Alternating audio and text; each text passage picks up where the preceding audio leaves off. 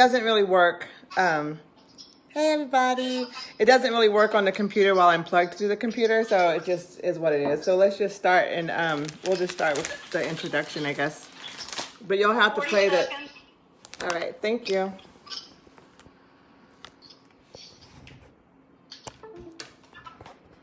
So as soon as it gets down to 0, I'm going to press stop, so the next thing won't come on automatically.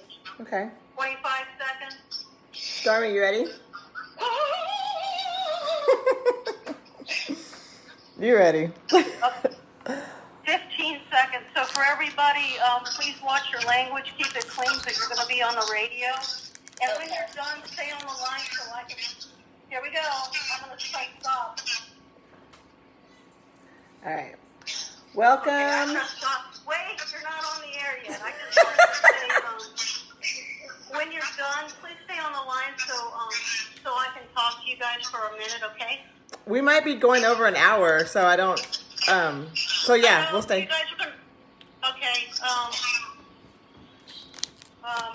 okay, everybody... No, I mean, not necessarily. Ready? Yes, it looks like we are ready. Okay, count to yourself quietly from 5 to 0 and then go.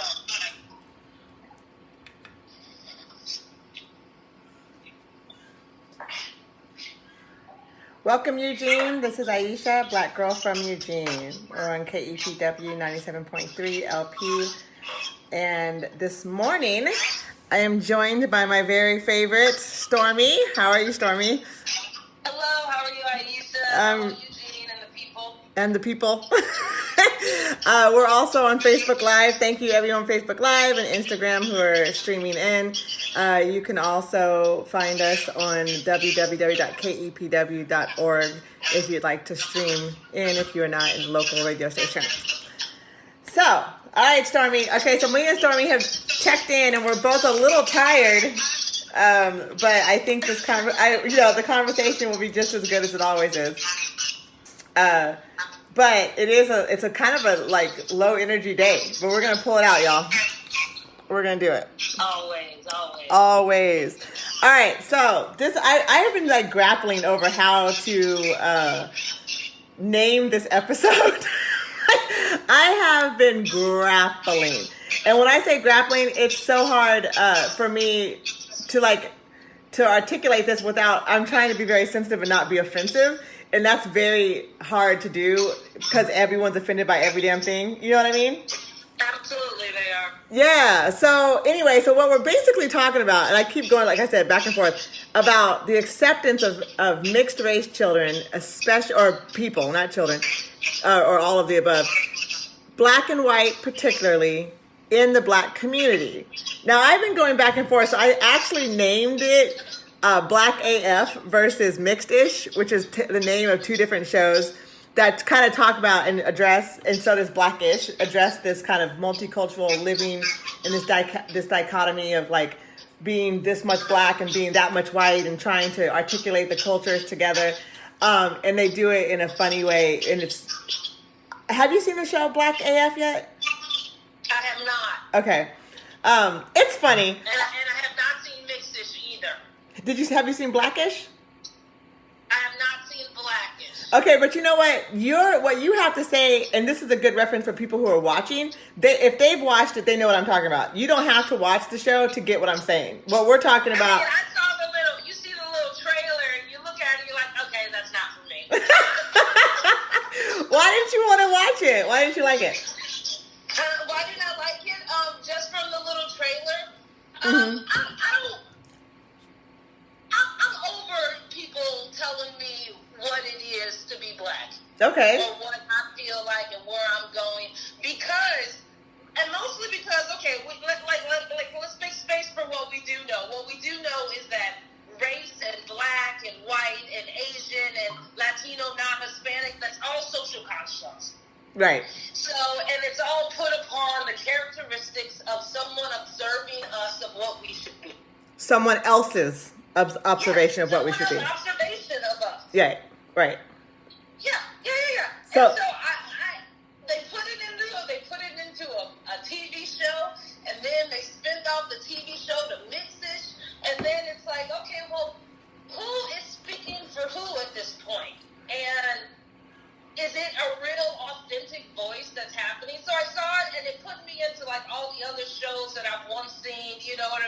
Right. Or a glimpse past it. I'm like, okay, I don't want to deal with this. You know, it's not happy and wholesome like the Cosby Show. And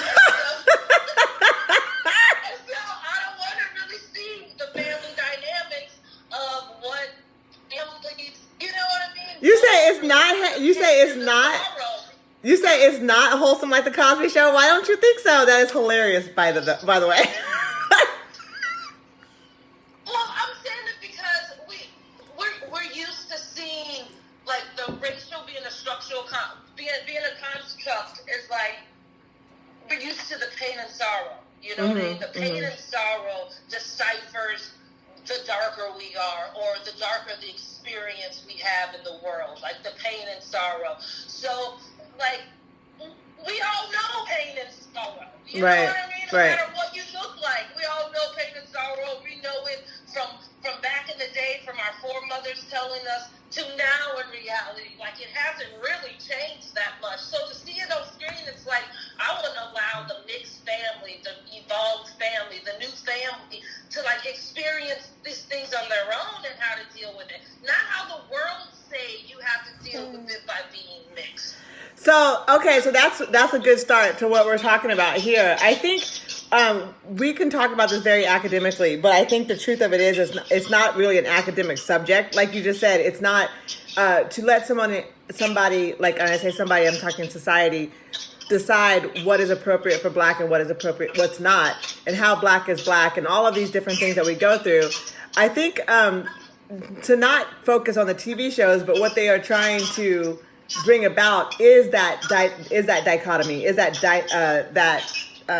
kind of reflection of what perspectives are coming from the inside coming out, meaning that what we're trying to do as Black people to accommodate and code switch and to live in this white society that is calling the blows and still try to maintain our core beliefs and customs and culture intact while having to so thoroughly embrace and take in white culture and how we balance it. I get it, but I mean, I don't see any difference from that than Good Times and the Jeffersons and Sanford and Son, and you know what I'm saying? I'm just saying it's just another TV show outside of that. That's interesting. I'm saying things have not really changed. I think what's interesting is what you're saying too, is that those shows that you just quoted out, those are considered Black shows. And we always talk about the shows that we're just talking about are kind of catered to white audiences, like who are we actually talking to, right? But then when I have these conversations with people who of mixed race, and they identify highly with these conversations because, like we were just saying, it actually is catering to a white conversation, and trying to ease it on into the conversation that we have at home anyway, right? So, but okay, so before I wanted to start, although we've already started, I do want to say that I have mixed race grandchildren. Stormie has a mixed race son. I am Black and have lived in Eugene about half of my life, or more, a little bit more than half.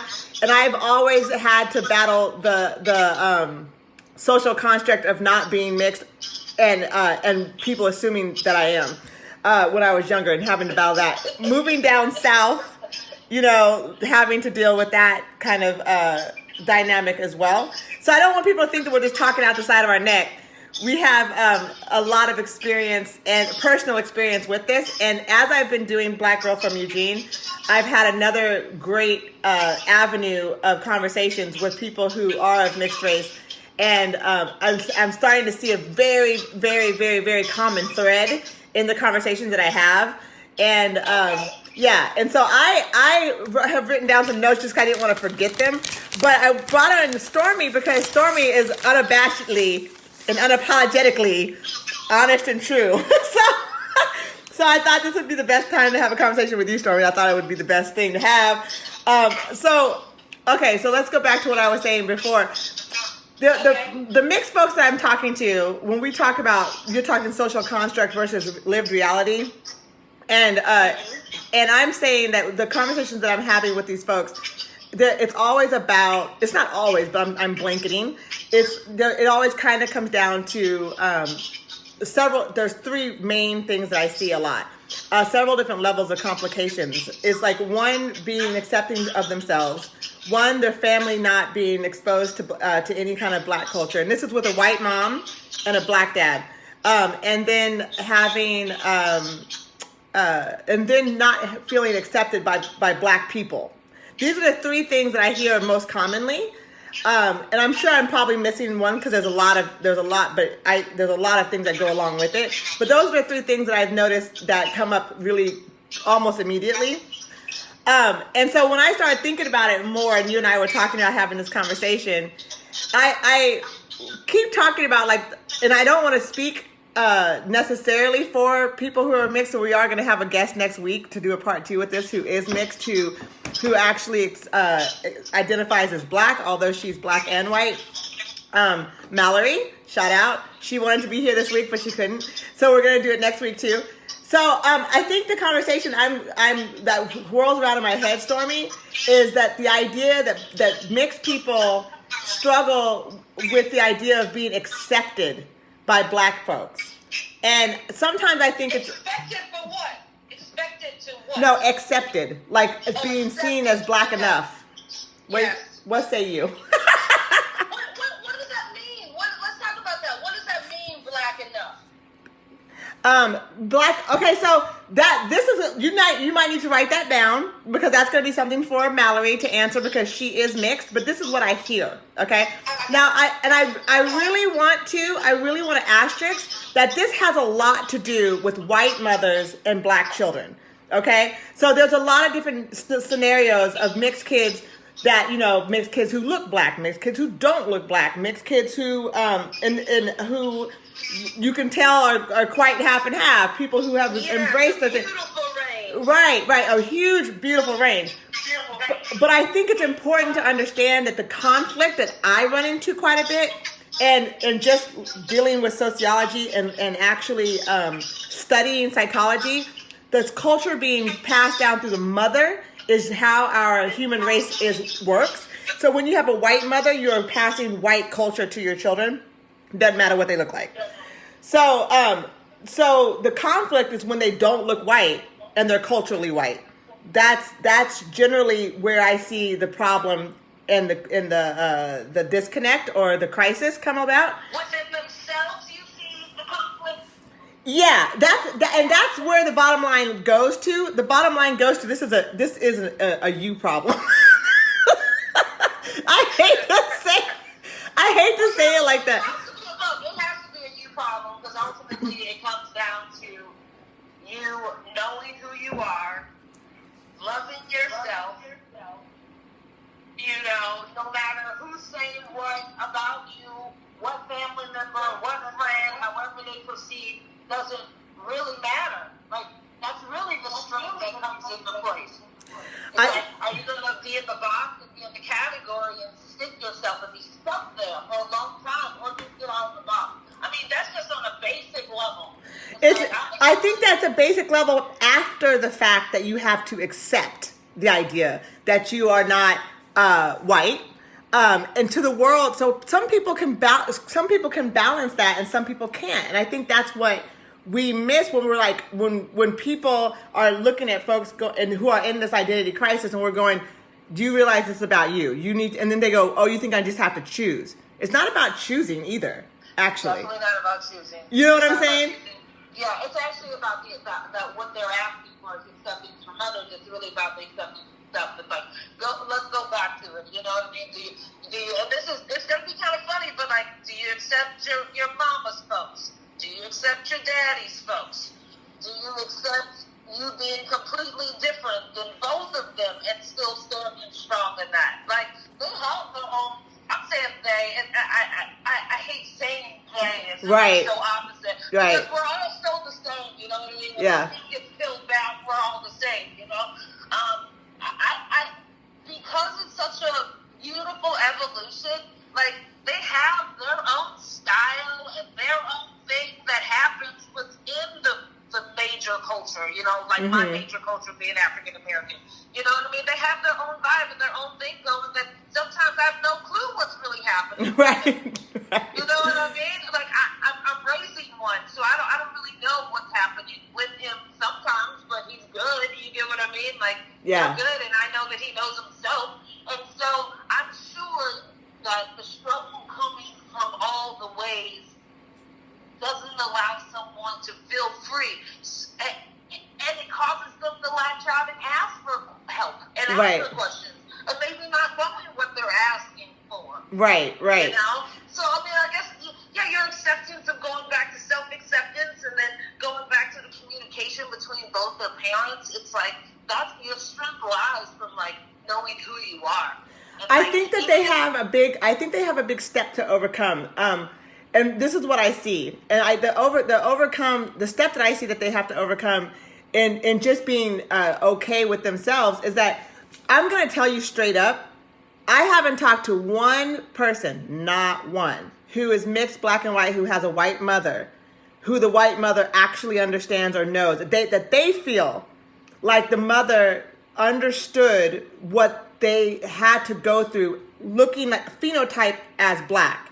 Now, the mother may be like, oh, my baby's this, and he's so black, and she's so strong, and then you talk to the child on their own, and they're like, this is like a living hell. You know what I mean? Because it's hard for the acceptance part is like it feels like when I'm talking to folks is that they're split in some way, that they have to have an allegiance to one or the other. And this is why I brought up black and white, because black and white on our own racial dynamics is all jacked up, and we have a very special jacked up relationship. So when you have one parent who is white, one parent who is black, and I'm assuming, and this is an assumption, that necessarily the parents aren't necessarily together in raising the child or raising anyone in a full whole relationship, that I feel like they seem to have to feel like they have to pick one side or the other. And the people who I'm not going to say just one, because I have a brother who's also mixed, and he actually does not claim it. Like, he doesn't claim black or white necessarily. Well, actually, he says he's black, but when people want to charge him about it, he backs up out of it. You know what I mean? Like, he doesn't actually like give the social construct credit, if that makes sense. You know, he goes with what you were just saying and gives himself his own identity, his own prowess, and his own 2 feet to stand on. But if you ask him, he's going to tell you he's black. It's absolutely okay. The fact of the matter is that that's kind of the beautiful of their evolution. It's like the beautiful part of it, that they can be on both sides of it as long as they know. But, I can't say as long. But that's rare. That's rare. What's rare? I think by the time life spins around, you figure it out. You know, whether it's right before death or in your coming to age and you're 40 and 50, it's like you kind of like it hits you. You know what I mean? Okay, I want to go back to what you're talking about how, you know, the conflict of have to decide, and one parent says, oh, they're really strong, while the other child is dealing with, you know, like the conflict in the household. I was like, we're going back to like what the world sees as black. Like, black to them is like the social concept of black is like strong. You know what I mean? And we are valued about our blackness, of how well we assimilate to the pressures of racism. That's right. How well we assimilate to the pressures. And you assimilate really well, then you are, you know what I mean? Then you are playing it well. You got it good. You're going, you know what I mean? If you can't face the facts of what's really happening, and you angry, and you showing your pain and your sorrow, well, you hella black. You know what I mean? Just say, well, then you hella black. It's Okay. true. No, okay. And that's the way we all kind of see it, whether or not, but we're talking about the concepts of the parents of opposite, you know what I mean, talking to the mixed race child, you know what I mean? They see themselves as strong because they just are black. And because you're black, therefore, this is what society says, whether it's a parent or not, therefore, you're supposed to come with the pain and the sorrow. You're supposed to have this protective shield, these words of wisdom, you know what I mean? You're Right. supposed to have these great antidotes that deflect you because you're stimulated and you know how to move. Right. You know? But that's not correct. Okay, but let me challenge you on that. Now you and I have and I agree with you, but I'm just being devil's advocate. But like so let's say now you and I together have met folks that we're like, nah, she don't get it, or nah, he don't get it, and we know at that point there's a level of what do we mean by we're saying she don't get it, and she's not, or he's not, or they're not, understanding the basic level of just having a conversation, being black at the table. And we're looking at this person we're looking at a black person who is absolutely white. See what I'm saying? So there's a level there of understanding. There's a level of recognition of black consciousness that can be missed when you are not looking for it when you are raised with white people.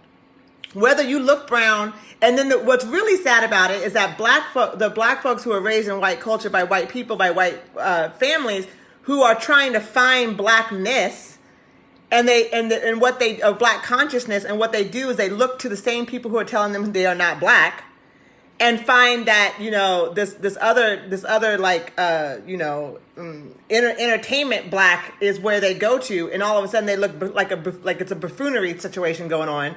And people who recognize black consciousness and black culture are looking at them when they come to the table going, where did you get that from? You know what I'm saying? Well, we know where they got it from.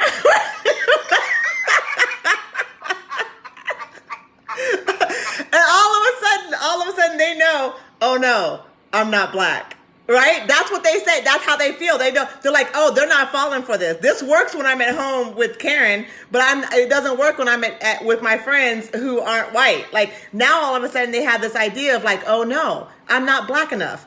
But again, I want to asterisk that wasn't on the black folks that you hung out with. I hear a lot of mixed people, they don't accept me because black culture doesn't accept me. Black people don't accept me. And there's a lot of levels to that. Accepting people in the world. Yes, that's a lot of levels to that. People be like, oh, they didn't like me because my hair was straight. They didn't like me because my skin was light. There's a lot of that. But we're just talking generally like this. When you come to the table, like you said, black folks are one of the most accepting folks in the world. So if you're coming at the table and people look at it like, what's going on here?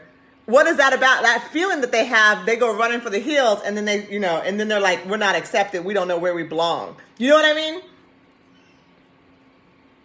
Yeah, I do know what you mean. And on the other end of that, most of those women that I've met like that, they got other issues too. I can't say that's like a percentage of. It's kind of like now that I think about it, it's like the ones that I know that I've had. That I've visually seen conflict, like inner conflict within them while I watch them. You know, it's like they kind of have issues with kind of everybody, like they're awkward within themselves, And it becomes how do you get out of the pattern that is stowed upon one? Who's like, raised in that? I think. How do you break the cycle? Yes, I think that's important because, and the reason why, and I want to say again, the reason why I'm not talking about kids that are black who are raised by black women, because, like I said, they're not generally, in my research and my study, they're not generally as conflicted with whether or not they can understand how black culture works and how they're trying to get involved and how they're trying to fit themselves in and they're trying to balance the cultures of the white culture and black culture. It's not as, it doesn't swing the other way. The level of oppression that is given to you through white supremacy that you do not know that you are passing down to your child is the stopping point of the acceptance of black culture. It's not actually that black culture is not accepting. It's that white culture doesn't allow black culture to be great in the same kind of light that white culture is. It just doesn't. There's nothing about it that allows it to be on the same level. So the truth of it is now they're trying to decide, or they're trying to fit into something that there's no real positive there's no real positive. What's the word I'm looking for? I totally lost my word. Oh, don't lose your word now. Girl, I lost it. It's gone. It's gone. It's gone. Well, like we're going through, or we have been going through this whole age of identity. You know what I mean? It was just like another thing thrown to us. Mm-hmm. You know. Miss you too. Parent, I think most of when you're talking about the parent, like I'm African American. You know, my child is mixed. She's African, Moorish American, and German American. You know, and so we at this point. I won't say we are a coexisting family. Yeah. So there's stuff about singularities that if it was me by myself raising him and him getting more of my culture than not, or getting an equal mix of both. Yeah. You get what I mean? Yeah. And so when you don't have the other parent or the other culture, whether it's one in itself, but especially the culture that the child visually identifies with, or the world visually identifies to them, yes, it becomes shaky in the household. Yeah. If there's no grandparent to show them, it also becomes shaky. But even on the other side of it too, when you have a mixed child that visually represents the black construct, right, the and phenotype, don't have the connection with their other part of their white family, it's also doing something to them, because ultimately we're human and we all want to be loved, right? And if we're not going to be loved by one of them, then we're not going to find love for ourselves. You know what I mean? So if my mom is black and she's showing me black love, then I'm going to be living and moving in black love. If I'm in the house with both of my parents that's white and black, and my black father is showing me different kind of love than my mom, you get what I mean? It's the way they stand in space, like holding space for that. I mean, I think there's definitely truth to that. I mean, that definitely goes to your ability and your resilience. It definitely goes to your ability to adapt. I think I'm staying more on the level of when you go to school and you're black, and you go home and you're black, and you're having black issues. And I'm saying black being that culturally, when you're being called names and you're being followed in the store, and these are the issues. These are the negativity things, the negative stuff that comes with black, that you can't then go home and have a conversation with your white mother. Although you try.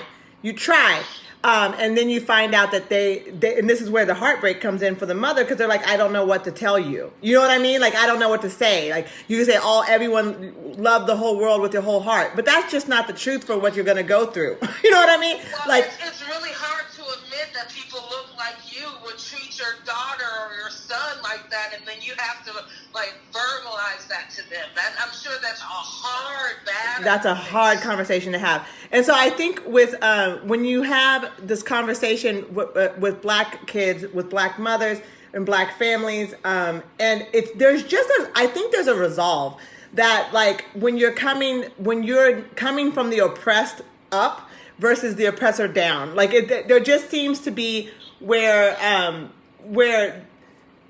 that level of unapologetic, like, this is who you are. You go into the world and you conquer this. This is what you do, and the conversations at home are just different. So when we come, and I'm bringing us back to that table we're talking about, and we come to a woman, a man, a child, whatever, mixed, and they are clear about who they are, meaning that there's no question about their validity in this world.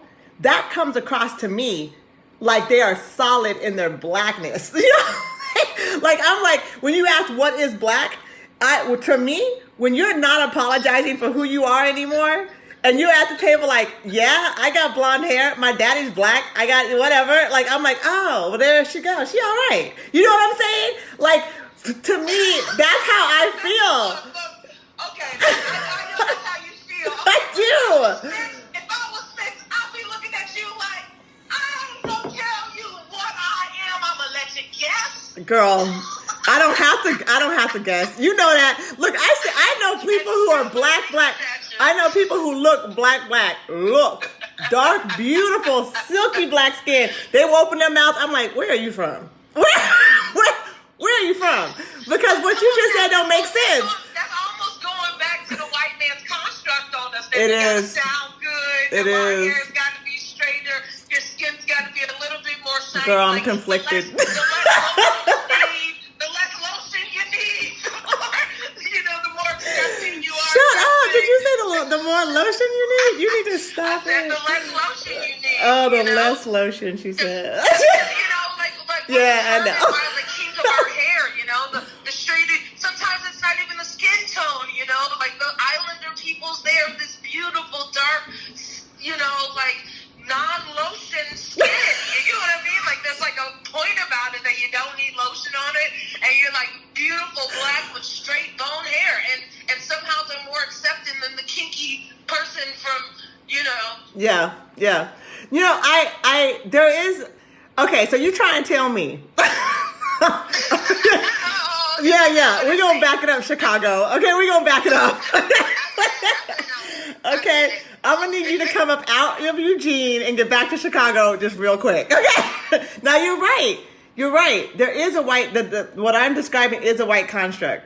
And what I'm describing also is a bare essential recognition of where you are in this community in terms of like what you were saying earlier on the levels of oppression and instinctual knowing of the truth in Black culture. Like I look at it like in a way of that we keep ourselves safe, the way that we recognize each other in a room. Because when the truth of it is, it's like it ain't love everybody. We're not post racism. There ain't none of that. Like the truth is that when there's another Black person in the room and it's only me and that other person, I'm hoping that me and that other person got an understanding. You know what I'm saying?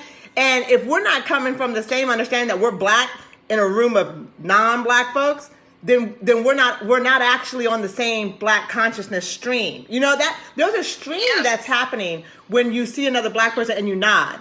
That's a stream of consciousness. It's an idea of recognition that I know who you are and you know who I am, and we don't need to know who we are. We know who we are in this situation, in the way that we're living. We know where we are at together.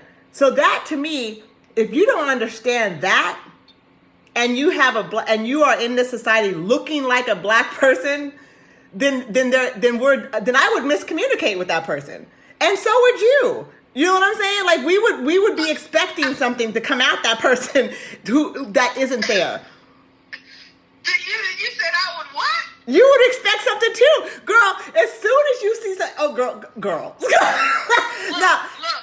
What I would expect at least is a smile and some acknowledgement. Probably not no conversation, because I be hyping on everybody. No, it's not wait. You're breaking up. Conversation, but yes, I want to go back to saying that. Hold on, you're breaking up a little bit, like chopping up a little bit. Did you move somewhere? Can you hear me now? Yeah, that's much better. Okay, I would like to say that Black love and Blackness and knowing the essence and knowing what you know and knowing that we're here together, the same feeling, the same energy of, hey, we're here in the room together, let me shake my hand, let me get your eye contact, the same as like, hey, like we're doing this, you know what I mean? Like I recognize you, you recognize me, we recognize where we are. That's it. We don't have to be besties. And even if not that, look at each other and be like, hey, we made it. But don't you understand that that's not a... So many people, like, we're actually here, like, okay, and I'm just saying, like, that stuff, that's taught. That's what I'm saying. That's Black consciousness. Black or white, and you're not taught that? Right. Like, the parent is denying them the opportunity of Black love. Only because I'm saying Black, because socially constructed, they are Black. Right. And so part of them needing to love themselves and seeing themselves as being honorable, integral people, like, that's important. And that's taught. Black love's taught. Black experience that's taught. That's sharing the knowledge, that's passing it down. Before you were saying it seems at some point it became resolved because, like, we figured out how to, like, meander around it and move through it. That's because we passed down the stories that was taught to us. So we didn't have to make the same, we passed down the stories, and that's why we're waving. You know what I mean? Because at some point, somebody in our life, in that culture, we respected. And we saw the goodness of ourselves in them. But we're taught, see, that the idea, but what you're teaching is... I'm saying that doesn't get passed down. There's like a void, and it doesn't get passed down depending on the folks who your parents are and who you're living with. But that's what I'm saying. That's the cultural disconnect from not being raised with the idea of Black culture. What you're talking about as a manifestation of Black consciousness. And if you don't have that, because it's not. There are children who say from very young that I knew that I didn't fit in here. I just my white family didn't get it. They hit it from their core when they're 6 years old, going, I understand that I'm quite different than everyone else. There's other kids who will literally look in the mirror and go, I don't understand why I don't look the way I feel. Like I don't look white, and I am white. So there's all these levels of acceptance within themselves that allows them to open up the vessel and say, where can I learn this other side of who I am? How can I connect to this Black consciousness that I feel in my body? Or whether or not they feel it in their body, should they be taught to connect to it so that they can feel themselves a little bit better and the conflict will be less painful?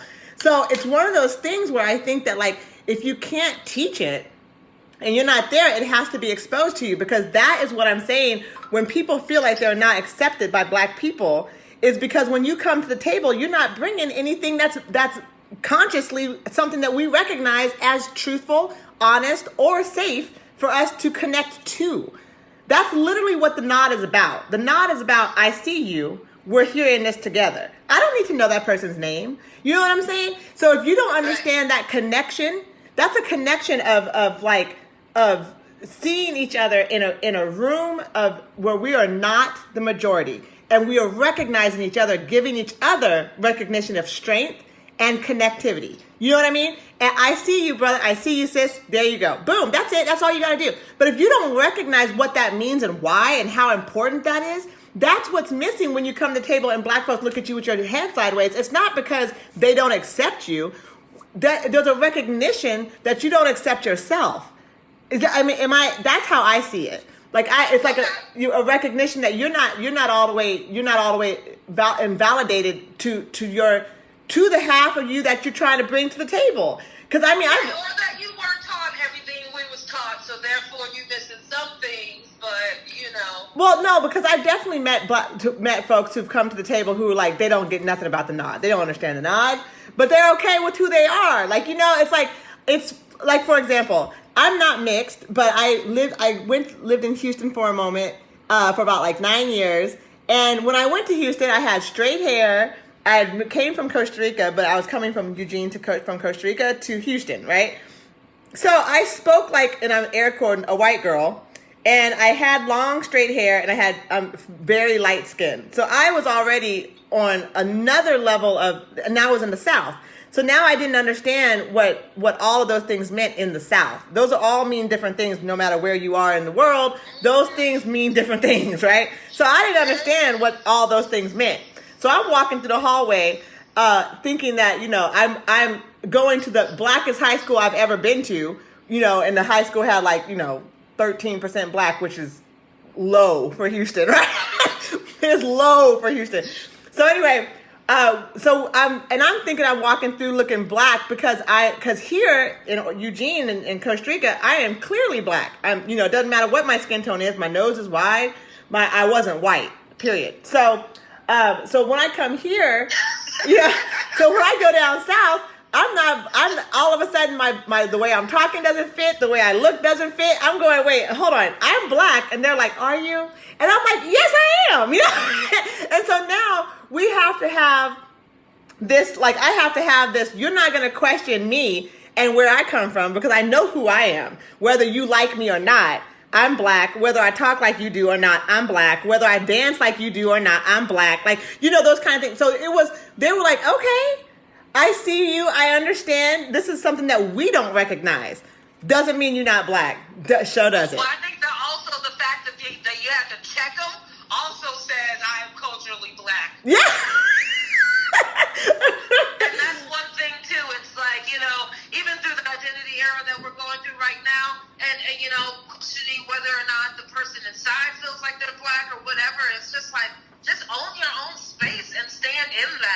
what I mean? Yeah. You know, and if someone is looking at you and you feel that the words that look is saying is like, girl, please, you ain't got nothing to say to me, you ain't black enough, well, you just answer her out loud. Okay. Stand up for yourself. You know what I'm saying? And especially for your emotions, because for identity, ultimately, that's all we have. We're gonna come out by ourselves, we're gonna die by ourselves. So you know what I mean? If you're not feeling good about who you are every day, you know what I mean? If you're not standing up for yourself or saying whatever witty comment that you need to say in response to some crazy things, it's like, you know, you're not gonna feel good about yourself. And right. therefore you're not gonna feel strong, and you're not gonna feel like you're resilient. And because that's also a part of the black construct, is being strong and resilient. It's like then you lost it there too. You're breaking up again. I don't know where you went, but you're breaking up again. But yes, no, absolutely. And I think that that's something that isn't understood either when mixed folks are trying to come and understand. Standing on your own 2 feet, standing squarely in where you belong, standing truly in who you are is something that black culture respects. It's exactly what the backbone of who we are is. You know what I mean? Like, we are unapologetic for all of the things.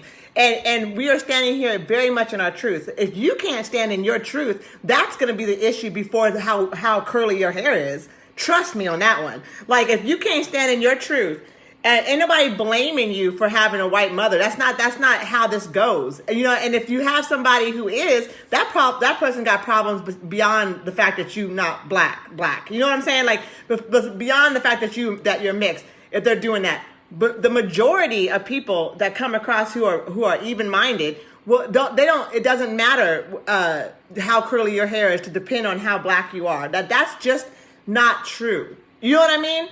It's about how you come to the table. It's about how you feel about yourself and how you feel about your own sense of that black consciousness within yourself and how you grew to come to that. You know, that is what, and I'm telling you, because of whether or not you were raised with black consciousness, we are taught, the folks who are, to recognize that 5,000 miles away. You know what I'm saying? Yeah, and it's almost inevitable. So if you're not taught with it, it's gonna come back around to you. Yeah. You always got an opportunity to learn. So you got an opportunity. Yeah.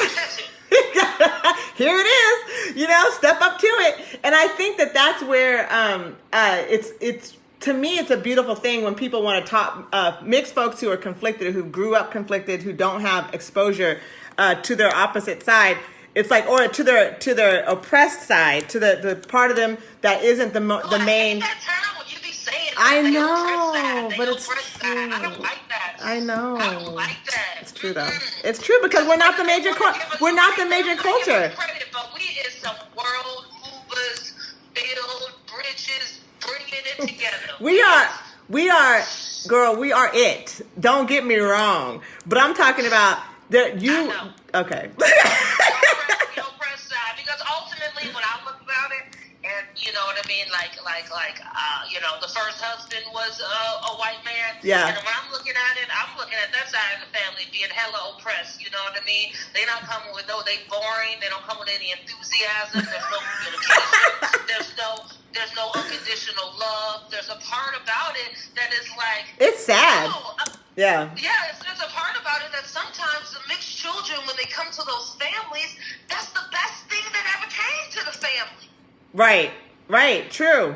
You know what I mean? So they get all of the love, of course, like any other new baby. They get all of the love, but there's a part of the love that's missing because there's a part that doesn't resonate with the soul of that being. That's all. You know what I mean? It doesn't resonate with your soul. So if your soul is calling, answer it. Right, that's, you know, girl, say that again. You know what I mean? If your soul is calling, answer it. Right. I went through it, you know what I mean? I played field hockey for 18 years of my life. You know what field hockey is? Girl. That is a very white woman sport. Okay? It was only but two of us, you know what I mean? Like, right.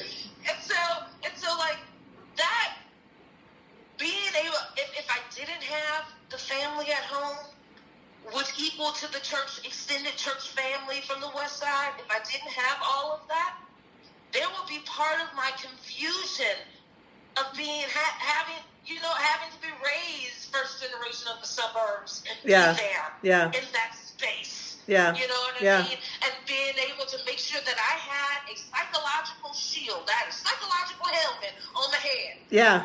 Yeah. I was like the X-Man dude. You know what I mean?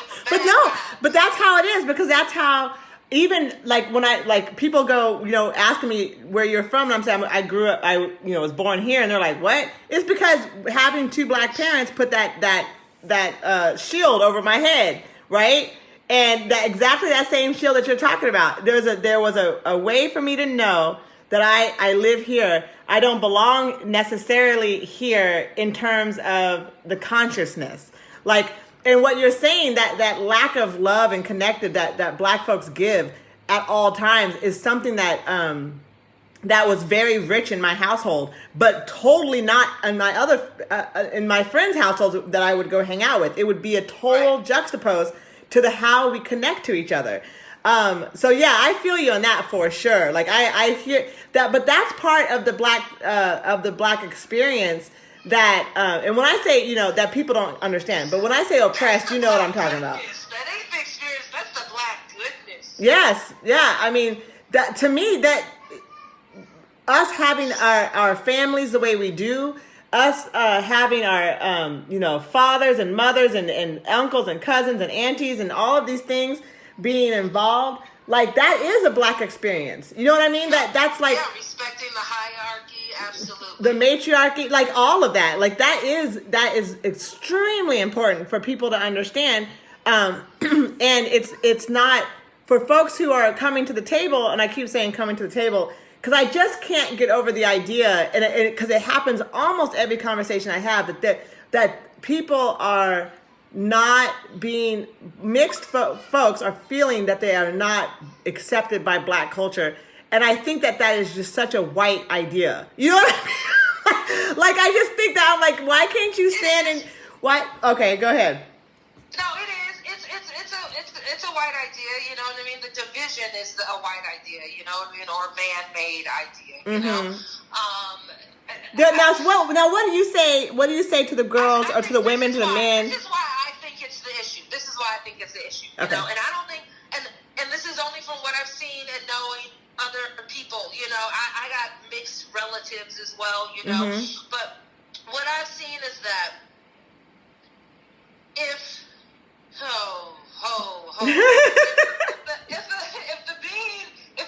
if the child, the person themselves, okay, the person themselves has been raised in, even if they have both of their parents at home, if they're raised in a predominantly white society, okay, and they relate, and their parents relate to non-white people, people of color, anybody, you know what I mean? If they relate to them at all in their household and growing up and communicating, then I think the people are more likely, the ones that I've seen, they've had more of a wider range of ethnicities around them and acceptance of that, then you see the evolution of themselves with and without their color. You know what I mean? Of course. Okay? Yeah. So the ones that I've seen that's just been the only person of color in their entire community, in their family, you know what I mean? Their parents don't have any friends of color, you know what I mean? They don't have any other relatives that they go visit, right. You know what I mean? Their school is made up, they are the only exotic thing in the room. Yeah. Then that becomes the conflict, like, then it becomes a crisis.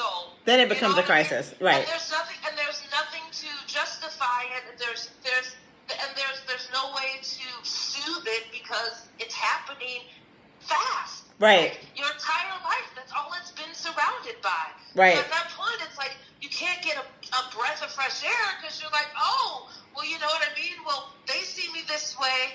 I don't even know how I see myself because I'm in puberty. You know what I mean? Yeah. I'm still growing to be this person, but yet these constructs all around me that are forcing me into this box. How do I get out? So then it comes to a point where you don't get to it at all, and realize that your family, you know what I mean? The family, Well, I think your family grow up and you become an adult. And then you have no choice but to be forced with it because no one teaches you as an adult that those white friends that you had in elementary school, well, you're not going to really be friends with them in high school. So then you just realize that the division when you become an adult of being white versus black versus mixed versus black living in predominantly white to white living in a city. Do you get what I mean? Oh, yeah. They all come out again. And you're like, wow. What did I just do all those years before? I can't believe I put myself in those positions. You know well, I think and that I'm talking about for myself as well. You know what I mean? Like I'm first generation suburbs. Like like our face was on the front of the newspaper when we moved there. You know? Yeah. And so like dealing with. I mean, I want to understand that what she's saying is that ahead. she was a black family in the newspaper because they moved to an all-white suburb. Go ahead. Yeah, we were the first. My grandparents were the first people to buy a home as an African American in our community, so they put us on the cover of the Oak Leaves. Right. That's right. Yeah. With all of us, you know what I mean. That was during the time where you could play on the porch. You only played in the backyard. You know what I mean. Yes. You never go anywhere alone. But this is the '80s. You get what I mean. Okay, I was gonna say put that in context. That's the '80s. That ain't too long ago. We still listening to the music. It's like, I think that what we're not saying though is that when you're living in white culture and you're living around white folks, you're living in racism. If you don't have black folks around you and there's no black other communities and there's no multiculturalism happening in your culture, you're living in a racist society. It just is. It doesn't, people want to argue this. Predominantly white culture is racist. It's built to be so. The structures in itself is that way. Now, unless folks have taken the time and taken the effort to deconstruct the racist parts of their society that are in play at all times, which would be all the way up to the banks, to the to the stores, to the grocery store, unless you have deconstructed that and allowed for equality for people of color, then you're living in a racist society. So if you have a child of color, or if you are a person of color, and you're living in around, and there's no other people of color there, and we don't have a robust community to support each other with, it's because you are constantly faced with the idea of racism. And now if you are black and white, one side is racist and one side is not. That's a conflict that is cold-blooded. I mean, I don't know. Next week when we have Mallory on, I can't wait for her to try to explain the being in such a precarious position. Because I know personally several people who are black and white, and their white side is clearly racist and their black side is clearly black, and they are between both parents. They are. You have to unlearn racism, and because everyone has just been built to it, part about it is naturally part of them. You get what I mean? Exactly. And especially being the first. You know what I mean? The first of your people. That is hard to take too, because they want to love you, and this is only from my experience. Yes. That what I see, they want to love you, but they are stuck in whatever construct that the world has laid out for them. They're in their box. Yeah. They're deep in their box, so they can't still see you as human. What you just said. If they don't, and if you're not acting in this superficial black way, then they're like, whew. Okay, then they can almost say that you're not one of them. And right. They're closer to you. You know what I mean? If you're not listening to the hooty-hooty music and acting like whatever the world says, whatever the construct of black is, if you're not doing that, then it's almost safe. And so it's easier for them to relate to. So it's safer. You know what I mean? It's right. safer to have your mixed child to resonate with what you know, because you don't know the other stuff. And I think for a mixed child or a mixed person to like we've said this a couple different times in this conversation, I think it's super important that we understand that you as the mixed person have to resolve that conflict within yourself, because the acceptance of your parents for who they are, it truly has nothing to do with you once you accept who they are, and then you can accept who you are in contrast to that. Like Absolutely. there's not throwing your parents away. There's no, I can't do it because I'll break her heart. You have to accept them, but that doesn't mean you don't have to be the same as them. Like you are not the same as them. Your experience is not, will not, cannot be the same as them when you are a mixed child, especially with a phenotype that doesn't match. So that means it's okay, but you got to accept that. And I think that's okay, even when you're trying to, even when you are trying to explore your black side. I'm air quoting your black side. It's the same idea there too. Like you gotta just understand that you are okay, even in being mixed and not even identifying as black, but you look black. You're still okay. If you feel in your body and in your soul that you're like, I need to know more about who I am. Like I feel conflicted. There's your answer. Nobody else needs to tell you anything else. You don't have, you are already accepted to black culture because you're black. If you need to know more about it, then go get some. You know what I'm saying? Get involved. The one that's stopping you is yourself, you know? Yes. And back to acceptance, you know, not only does the child need to accept the parents and the parents need to accept the child, but the parents need to accept the other parent. The parent that's not there in the household, that one parent that's there and that's present needs to accept the other parent that's not there. I would stay far away from trying to, I mean, this is us just like conflating the idea of like, but you are involved. You are actually involved. I would stay far away from trying to explain the other parent's culture. Honestly. We're not talking about explaining. It seems like a lot of what I see out here is like there's one parent in the home. Yeah. And then the other parent that's not there. And in Eugene, what I see, it's predominantly the black male is not in the household. There's a lot of white women raising mixed children in Eugene, just from what I see personally. Yeah. You know what I mean? For whatever way it's happening, you know, that's their thing.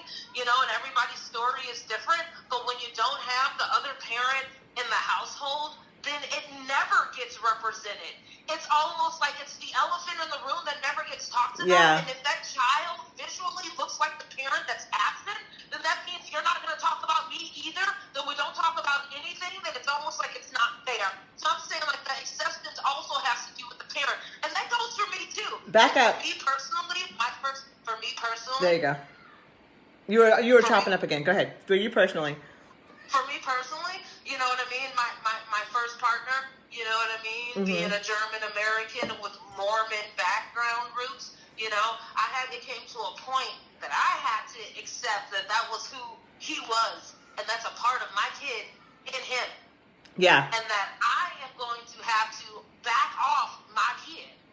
You know what I mean? I'm talking about internally, not like I'm jumping down his throat, but like, you know, it's on the same basis as if my kid's just not my blood mixed biracial child. You know, you're like, okay, what you doing? What you saying? Right.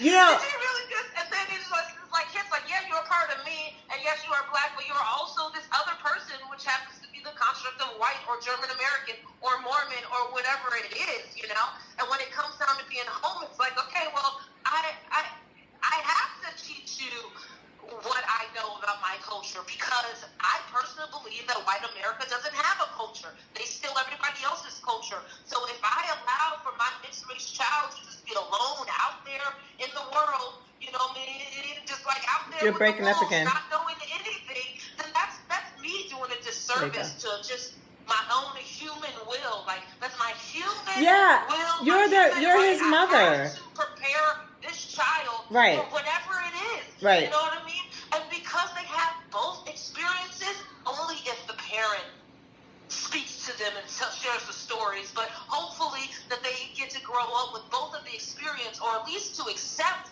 and to understand where those experiences came from. I think the problem... I'm sorry, go ahead. I totally interrupted you. And know that there are people in the world like them with their same skin tone that shares all of that.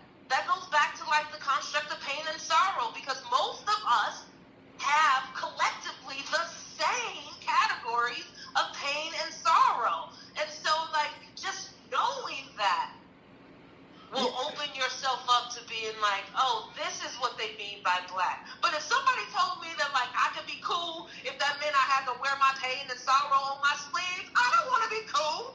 No, I think what you're saying is great, but I'm like thinking about it now, and I'm like, black families with white parents, or black children and black people with white parents, we're not like what you just said. It is for what we were saying earlier. You're a black mother. You're gonna teach your son black.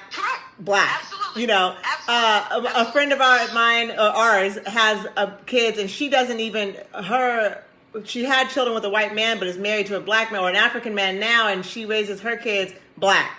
There is not, and the truth of it, our kids here, like, there's obviously a recognition of that their families or their fathers or father is white, but they're being raised black. And so, to me, what I see is that you don't have to consciously say or do anything to get white culture. We get it because you are submerged in it.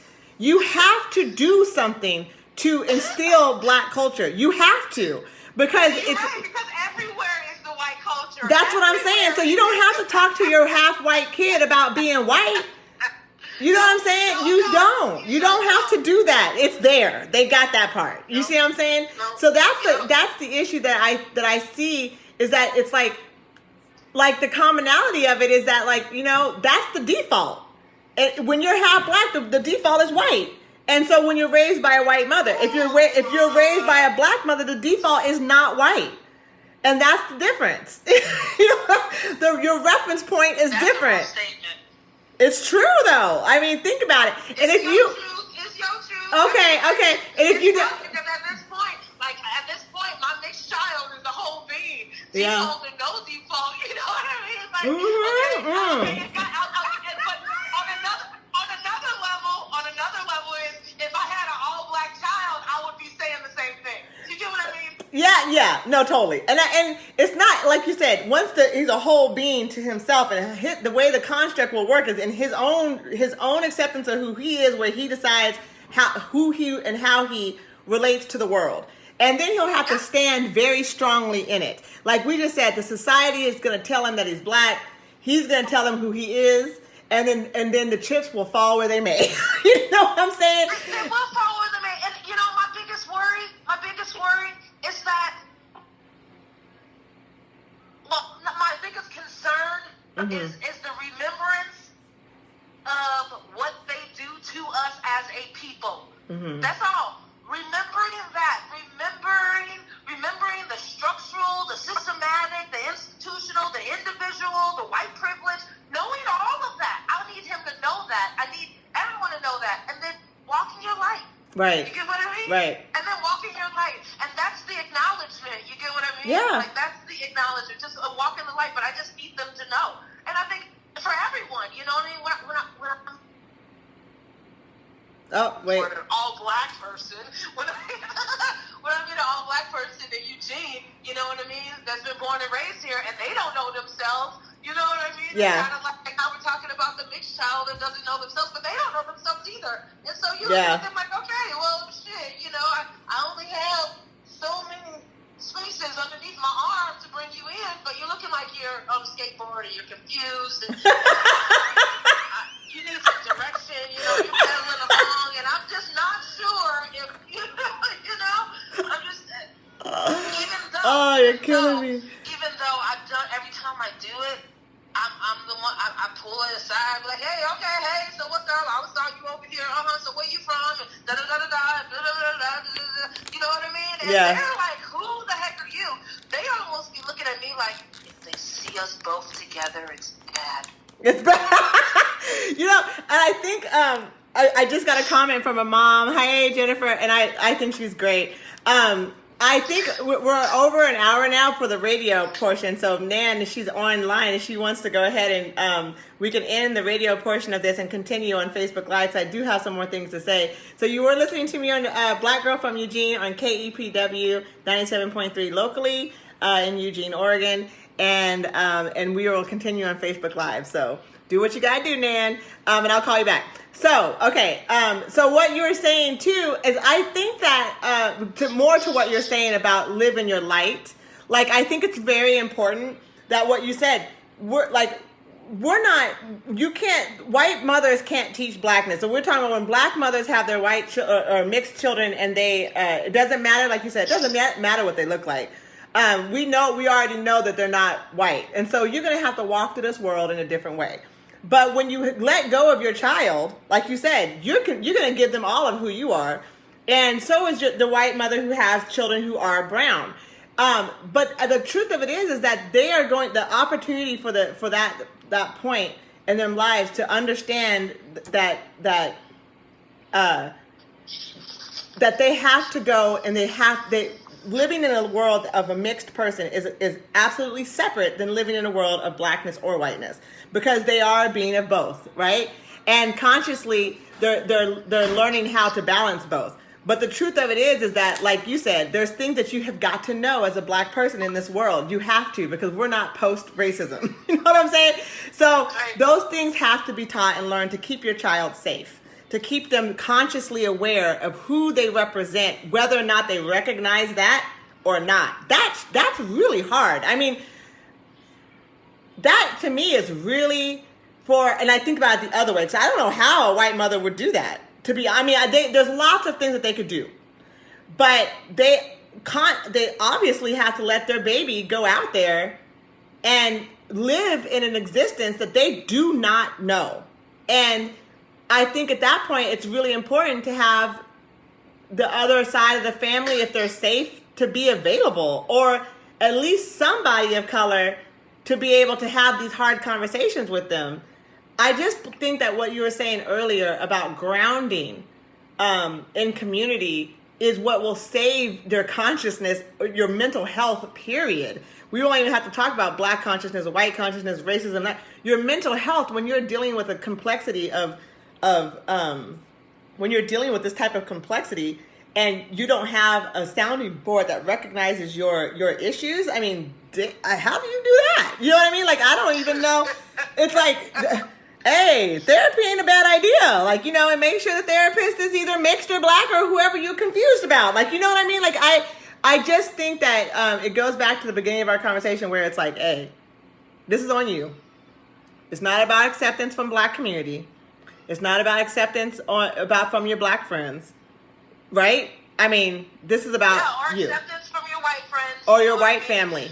And honey, I don't know what being black is, but, this is the white parents of the child. It's like, I don't know what being black is, but I do know what right from wrong is, and you know what I mean? Yeah. I'm going to let you go, but if you come back home looking crazy, you know what I mean? Regardless of what color you say this is, we're going to stop it. Yeah. I mean, and the truth of it is that what white parents want to do is tell them about all the bad things that can happen because you're black.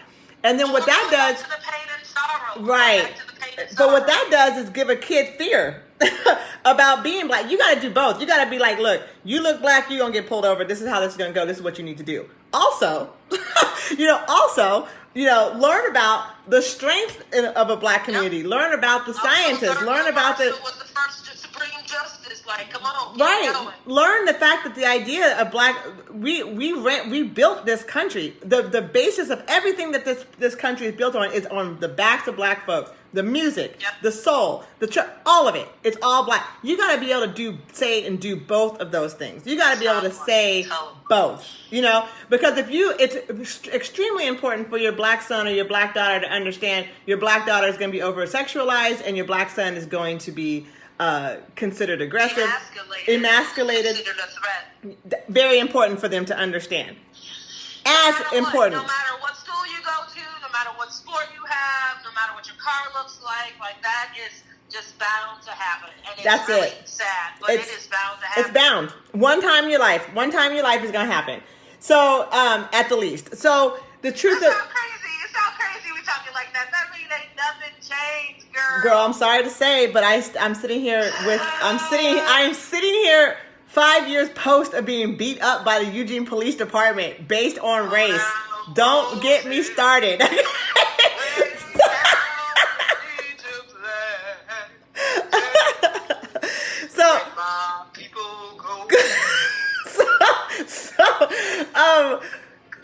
Yeah, so it's super important that you go the other direction. It's super important you go the other direction. You need to know about Nina Simone. You need to know that she wasn't just a jazz musician, that she was an activist. You know, you need to know about Sarah Vaughan. You know what I mean? Like, you need to know about Josephine Baker. Like, you need to know about the Harlem Renaissance. They need to know. And this is the thing. It's really super funny is that there's a show, the Black AF, and I was watching it. And they were talking about the mother is half black, but she's like, I'm blackity black. Like, she even writes her name like Black, whatever her name is, like, I'm Black Aisha, you know? So it was funny. So anyway, so she was talking about when you're mixed and you're trying, and you're assimilating to your black side, she's like, you got to understand all the things that are black, and it's important.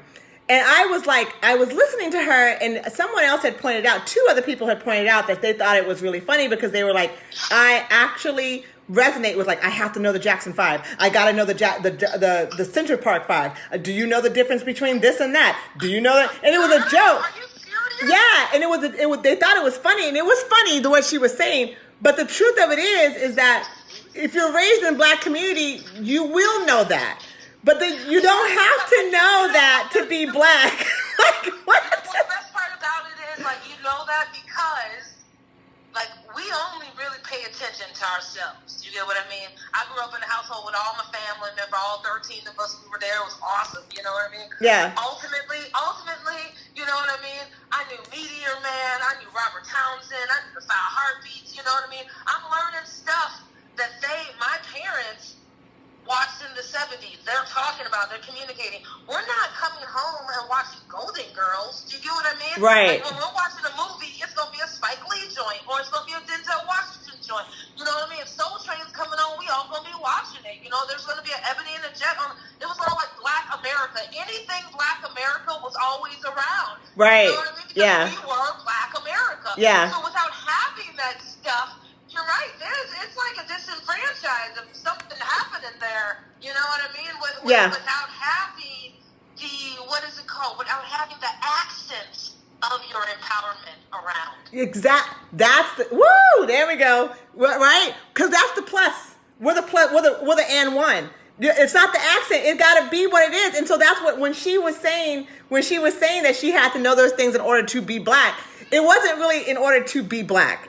You know, that was the idea of that was the funny white thing coming through, trying to understand blackness. Like, that's, if you were black, like you just said, you would be watching, you are going to be attracted to things that are speaking to us. You know what I'm saying? So you're right. That's funny. That's like, it's like if you haven't read Toni Morrison, then you're not black. And if you never saw Beloved, you don't know Color Purple, and you can't recite it. The thing is this, Black America, like, we are always live.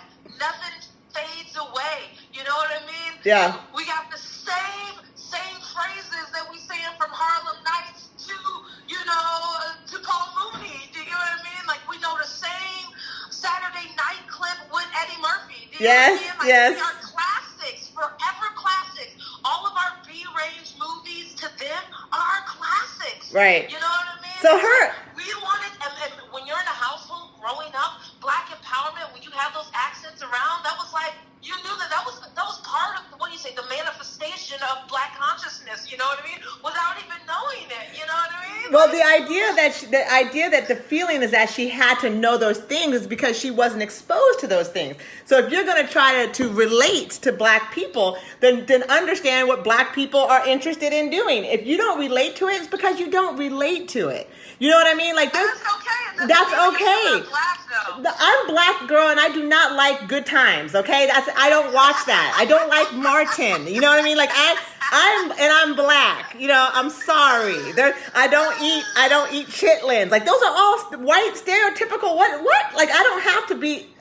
All black folks don't like watermelon. Woohoo! You know what I mean? Like, it's just not a thing. And so having to feel like you have to understand all of those things in order to be black is your whiteness coming through. That's what I'm trying to say. But what you do have to understand is why they talk about us with the watermelon. Right. You know what I mean? Why they talk about the Sambo. It's important for you to know why those constraints and who put those constraints on us before you can make a joke about it and resolve it. Because the truth of it is it's a narrative that you're trying to connect to in a way that is not necessarily authentic to you. And people are trying to say, what is blackness? Then you go, well, what is it? Let me Google it. So then you hear about it's the interest of black culture is not going to be because you eat watermelon or don't eat watermelon. Like that's not what we're talking about. Black consciousness doesn't work that way. You have to understand who and how and where we got to this point. You know, and that means that you are looking for things that resonate with what is curious about your body, what is curious about your mind. I just got a comment from someone that I said that the country was built on the backs of black folks, and her son, who phenotype is black but his mother's white, he asked, well, does that mean I own this country? Absolutely. This country, absolutely. Like, you know, and the Tell that child to look up the Treaty of Peace and Friendship. The Treaty of Peace and Friendship. The truth is all you will hear over and over and over again is that, like you said, we're an exception. We are the plus one. We're the and that just is not the truth. And if you're resonating and you're trying to feel your blackness and you're trying to feel the black side of things, look to see what's going on in black art. Look to see what's going on in black music. Look to see what's happening. It doesn't mean you got to be like, okay, now I no longer can listen to Katy Perry. I'm always, so and so instead. Like, that's not what we're saying. Just understand it. Know it. You don't even have to understand it into that now. You can go all the way back to like the early 1800s. James Baldwin, he wrote a letter to his cousin or nephew that was going to be born about the same things that the black man is going through right now and what they have to get through. Like, you don't have to deal with the now and what the phrases of everyone talking about the new stuff that's not really new, because again, the same stuff, like how our history doesn't fade away and our empowerments are still strong, the repercussion of the anger and the racism that's physically been put upon us, that doesn't change either. Right. It hasn't changed. We are still dying. They are still killing us. We are still a small part of the population. Our social economics will never be booming. It hasn't changed. So it's just the micro to the macro. So when you're trying to figure out, and you're half black, and you're like, I'm trying to understand this. It's not. You don't have. I don't know. I don't know very many black folks that have read all of the black art and know all of the black history and know all of the. Come on now. You need to know what it means when you hear and recognize disenfranchisement. That's what you need to know. You know what I'm saying? You need to know and recognize when you're not being treated fairly because of your skin, and what to say and do about that. Like, you need to understand to stand very strong in your truth and very strong in who you are and very strong for where you came from, and understand the social constructs that are at work. Now you black. Now you talking about some black-ish. Now you talking about some black shit. Okay. So with some black consciousness shit, my son, he's what, 16 now? So, I think we started this maybe at 6, 7 years old, and, because, his German father sees, the white world doesn't see racism the same as we do. You get what I mean? Like, you can, knowing what you know, you can pick up the phrasing, the words, the body language, and you're like, okay, I'm not safe. I need to put my helmet on. Right, yeah. But outside of that, oh man, I had a really great point. Oh no, did I pass it to you? I'm sorry.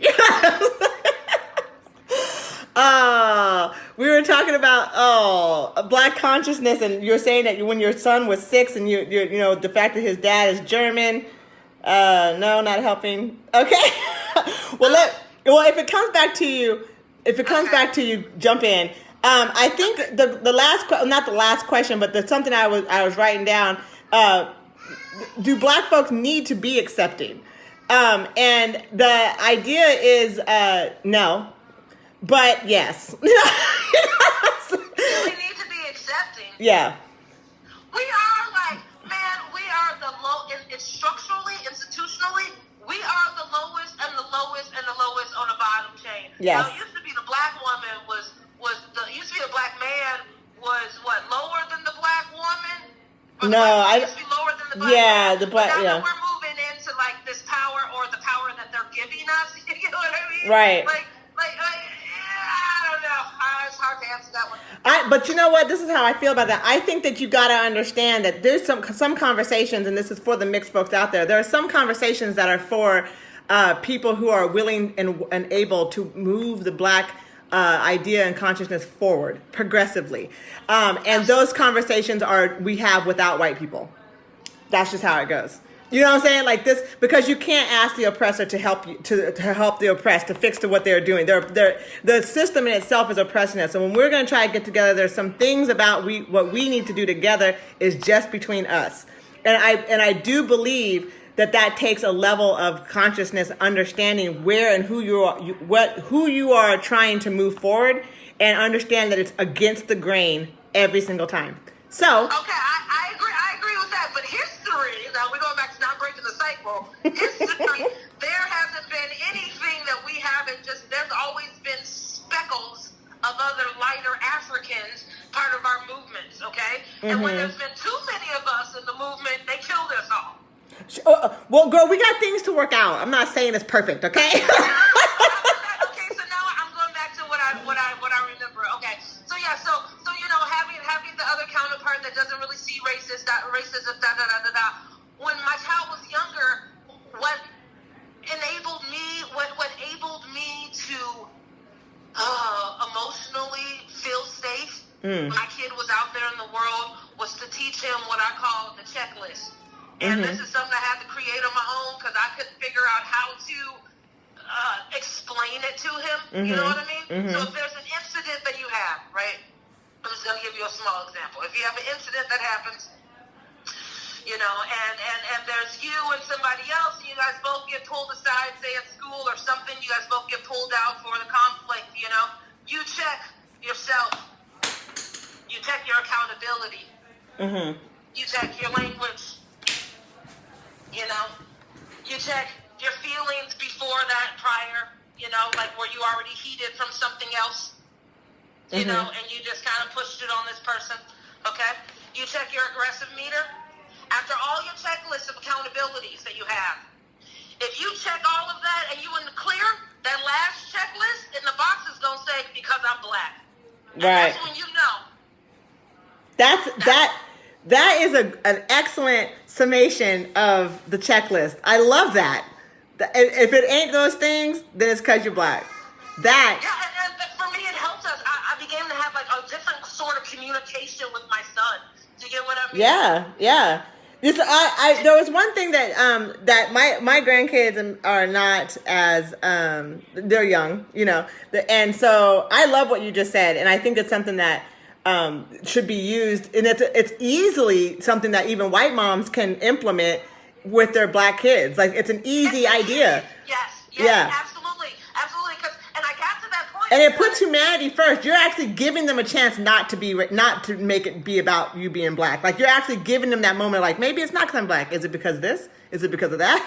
Oh, it's not any of those things. Oh, it's because I'm black. You know what I mean? Like I think when you have to balance it out and you're not sure. Like for me, I always go to it's my is it because I'm black first? You know what I'm saying? But that's something I don't say in outside. That's in my head. You're right. But that's who I am too. Yeah. And so I was doing that before, but it was almost like he didn't really that didn't feel good. Always being like, oh, it's because you're black. So it put him being a mixed child in this unfair space. I can just visually see it. Because he just didn't want to be like, it's because I'm black. I don't really know what it was, but it's like putting down the negative part first. You're breaking up again. Instead of them consciously figuring it out for themselves. Always put me on the defense so he wasn't able to come to me when something was happening because mama was going to go out there and beat up the white person for saying whatever. I didn't really know what was happening. Yes. So then it got me, it created this a lighter atmosphere of communication with us in regards to race, because it wasn't so me being like, well, because me being like, it's because you're black, and you know why? Because, the parent that does that is like, well, you can't be dressing like this, and you can't look like this, and you can't, because then, you know what I mean, and you black, it's like, making it look like it's a negative thing, and they can't be themselves because they're black and have to stay in this safe black space to society. You know what I mean? Well, I think it's interesting what you're just saying, because really that from what it sounds like to me, that perspective is the idea that dynamic of blackness is aggressive. Like, mom, can I not go there first? And that is coming, and that's the same thing my daughters who are black say to me, because they're coming from this very whitewashed society in Eugene. I don't know if it's whitewashed society. I don't know if it's whitewashed. Girl, because, whitewashed. You know, just go ahead. I'm just saying. It's kind of evolved. Like, we as parents know it exists, but for them, do you get what I mean? But for them, they have to go through the steps. Do you get what I mean? No, they do. I don't know how many times. Okay, no, you're right. I'm just gonna leave it there. You're right. How many times as adults you went in and you got your first couple of jobs, you know what I mean? And you saw somebody and they were kind of cool, but you kept being like, no, they white. I'm just waiting for them to say one thing to me, they white. I already know. And you never gave anybody the chance. No, like, okay. that's not how I see that. Like, I know exactly what you mean. But whenever someone is stank to me a little longer than you should be when you don't know somebody, I'm going, that's because I'm black. Because the truth of it is because I am so used to dealing with white people here in Eugene, I already have my P's and Q's cut to the white agenda, right? I already know my fro ain't gonna be big. So if you still stank with me, I already know I've done everything I can do to make it easy for you to swallow my blackness. So if you still stink, that means you got a problem with me being black. So for me, it's like I already, unfortunately and fortunately, can immerse myself into that expectation. And you're teaching your decipher and yes. too. And I just want to take the credit, like the pressure off of the kids, because at this point, at least they can. We can already decipher it, you know what I mean? Like, I'm so blessed that our children is giving them the reasonable doubt, you know what I mean? Yeah. To, not go all the way down on the checklist, you know That's so funny. Yeah, like, ooh, they didn't stop at racist. Yes. It shows evolution, you know what I mean? If they already know that we know, therefore they know, because we're communicating with them when it happens. When they get to the end of the checklist, then that's when you go back to it, when they'll be like, yeah, how did you know? Do you get what I mean? Right. Outside of the checklist that it was happening. Yeah, that's critical thinking. That's critical thinking about your exposure. The more you can critically think with them, the better it prepares them when they step into any room by themselves. They get critically. Are you teaching him structurally how to recognize? Are you teaching him how to structurally recognize racism, like what it looks like when you walk in somewhere and you can tell that this is not built, this is like a place that's not safe for black folks? Are you teaching him are you showing him that? Or is it just a feeling that he's learning to have, the intuition? Okay. When he was a little kid, we used to go to, I had problems when I was a kid, so we would go and sit not at the playground, but at a bench, and would look and see people and watch people, and I would process people, whether it was good or bad. I would process people, so it wasn't I was like, if there was a little kid acting a fool in a grocery store, we're gonna sit here and watch this little kid right act a fool, and we're gonna talk about how this kid is acting a fool, and then we're gonna talk about what the parent should be doing, whether or not he knew. That was something that the elders would always say, Stormie, it was good and bad that I talked to my son just being an adult, but some parts about Breaking it, up again. you know what I mean? He knows a lot more before his age time. You know right. what I mean? I think it's all coming to him now. But, if you can identify back to the right and wrong, do you get what I mean? Yeah. Even so, this doesn't go back to what we're talking about with me being the black parent in the family, But if my kid came home and was like, oh my God, I'm gonna wear this and I'm gonna do this, and what the society says is black or what the society says is white, he's gonna get checked. Yeah. And I think that's the part that when as you grow older, that's the grounding. That's the grounding of the black consciousness, because now even if he goes, oh mom, whatever, rolls his eyes and goes out, he's gonna remember what you said. And when it comes up and somebody's up in his face about doing something, and he's like, wait a minute, why are you up in my face and not over here in Chad's face? that they're going to recognize why. It's not going to be confusing. It's going to be clear about what is going on. And I think the idea is at the same time, on the same note, me and my daughter always talk about my grandsons that don't necessarily look black. They have black features, and so we always are like, do they have black features? Do they got the black nose? Yay! They got the black nose. Huh? What'd you say? What the hair look like? We can't tell yet because first of all, Anthony, my oldest grandson, he's clearly mixed kid. Like he's got all the mixed kid traits, right? So he's got really kind of loopy curls, but they're kind of tighter, but they're not kinky. They're like curls. And the babies, we can't tell they bald. So, but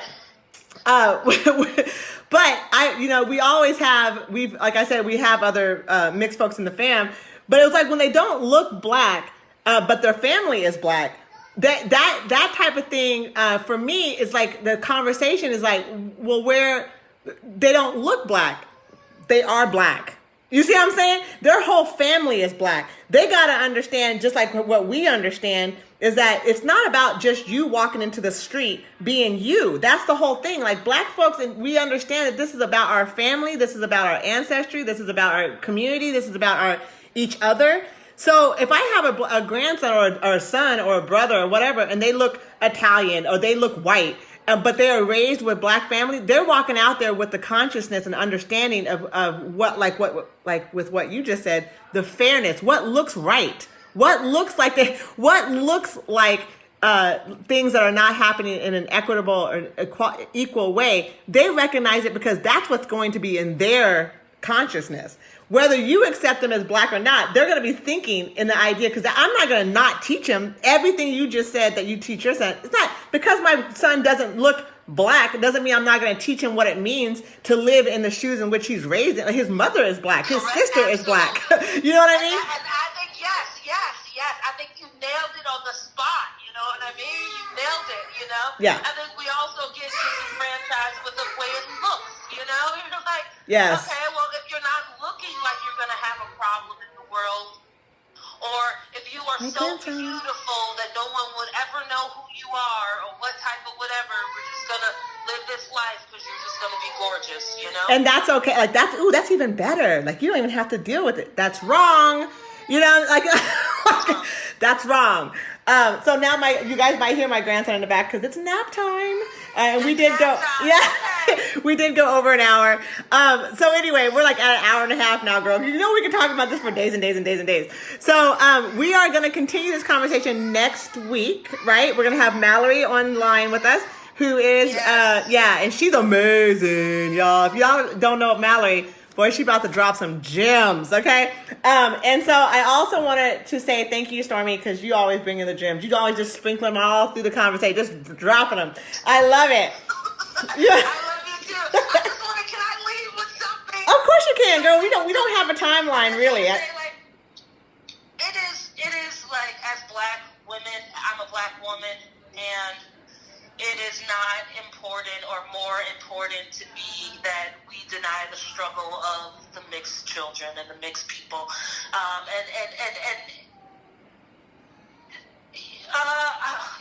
learning through myself, okay, but not denying their struggle, and that by denying their struggle, we're ultimately denying their humanity, and that's what we're literally asking for, basic human rights, basic human acknowledgement, And yes. we shouldn't minimize what they look like. We should minimize what they're bringing because of what they look like. I'm just saying for me, I'm speaking for me as a black woman to other black women that, are having issues and concerning them because they are having issues. Right, yeah, no, right. They are, yeah. They don't need all the extra baggage on, you know what I mean? It's like, oh, well, you didn't pick the cotton, so I'm not going to say you. And I don't want to deal with that, I am happy that I'm able to have this conversation and that you asked me to come on today. You're breaking up again. I didn't realize that I needed to get some things off too, you know what I mean? And I am raising this now, you know what I mean? Yeah, well, you're breaking up a little bit. I'm here. Okay, there you are. Yeah, no, I know sometimes these conversations bring up like stuff you're like, oh, I didn't think how I felt about that. Or sometimes, I mean, I at one point, not this conversation because we're already at like an hour and a half. I don't know how long people really want to listen to this. Rose, yes, same time on Sunday, next Sunday at 11 o'clock. So, yeah, it's one of those, because I definitely, we'd be like, we gotta have conversations as Black women to other women who I think sometimes we don't give. There's definitely side eyes happening to women who don't look the part, and we're questioning like, where is this coming from? And it comes from a very deep place of distrust, and I think that requires a conversation to have.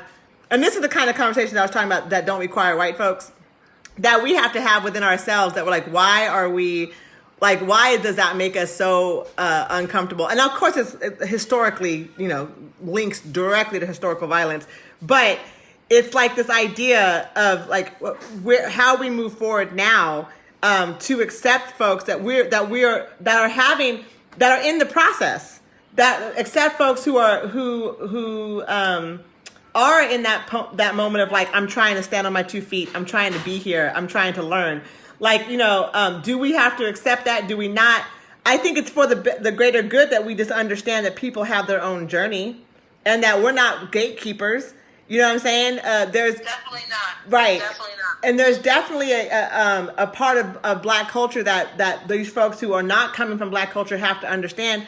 You will get talked about. You will get teased. You will get. I mean, this is like, you got to understand where you're going. Like, you got to understand. I don't push it past. Like, even me, I came from a Black culture too. It's like, that's what we do. That's what we do.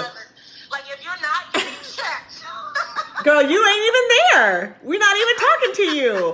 If you haven't been pulled in. It's coming from love to make sure that we all on the same page. This is coming to love. If I see a sister that's not doing right in my eyes, okay, and whether or not that's her truth or not, it should be my only truth, and I will go on my soapbox with it. You know what I mean? And they will tell you, sis, I'm not even there. And we go, oh, okay. But to see, the truth of it is that in that dynamic itself, when you come from a white culture, that looks aggressive. You see where the disconnect comes from? You gotta understand the cultures in which you are trying to do, like to be a part of. Like, this is what you're gonna get. You want to talk to Black folks, you're gonna get talked about. You're gonna get teased. It's almost everywhere. Like, I've been to several different countries dealing with several different types of Black folks from different cultures, and that, my friend, is one thing that is consistent. Okay. You are gonna get talked about and you are gonna be teased. It's a part of a welcoming situation. You are one of us when we go about to talk about why you walked outside looking like you did. See what I'm saying? So it's like, it's gonna be one of those things that coming from cross-culturally, you're gonna have to understand that it's not the same as where you came from. Don't expect that you cross over and go like, you need to behave this certain way because this is what I recognize. Black folks are not accepting that. We are doing what we do. You can find it comfortable or not comfortable, but you are in a new space. Be in that space authentically. That means that you don't come with a hey girl hey when you don't ever say hey girl hey. You're not being authentic. You know what I mean? Just be in the space and understand what you are experiencing is new, and it's our authentic selves. So find if it resonates with you, because that's where the problem gets, I think, also, is that these people who are mixed, who are trying to fit in, are like trying to make it fit. It has to fit like this. I got to know Beyonce, and I got to know all the words to the Black National Anthem. I just found out we had a Black National Anthem. Blah, blah, blah. So it's like, calm down. Okay? So, calm down. So the thing is, I'm listening to folks. I have a whole bunch of amazing comments I wish I could get to, and I'm going to talk about it next week also. So since this is the end of our conversation this week, please come back next week at 11 o'clock. We're going to have someone who is Black and white and identifies as Black, and we'll talk about her journey and talk about her consciousness and talk about how she got there and the dilemmas going back and forth in her family and whether she could bridge it or not. And so we'll talk about that too. What else, did you have anything else you wanted to add on, Stormie? I would just like to say what we all know, and that is we are all human. Go. We all have an opportunity to love ourselves more each day than the previous day. And by loving ourselves, we can love each other, regardless of your race, regardless of your conscious level. That's true. Thank you very much. It's absolutely true. I mean, you know, I'm always devil advocate. I'm always like, okay, and I know. We can do this all day, girl, all day. So, okay. So let me see. Yes, be true. Own my stuff. Deal with your stuff. Yes. So I have some folks who are on now, who are leaving comments. I'll come back after we stop recording and answer some of the comments too. And please join us again next week when we have Mallory, who is going to be dropping gems on this very same subject. And Stormie will be here as well. So it'll be me, Stormie, and Mallory. And we will, like I said, I don't have a time frame when I'm at home and not at the studio. So we will go until we can go. So please join us next week. And we will talk more about the subject. And if you guys have other things and other points you'd like to bring up and so that we can discuss it, by all means, send me a message. That would be so awesome. Send me a message, and we will bring it up in the episode next week and talk about it then. All right, you guys, in the middle of this COVID-19 crap, be safe, stay well, and we will talk to you next week. Bye. Bye-bye.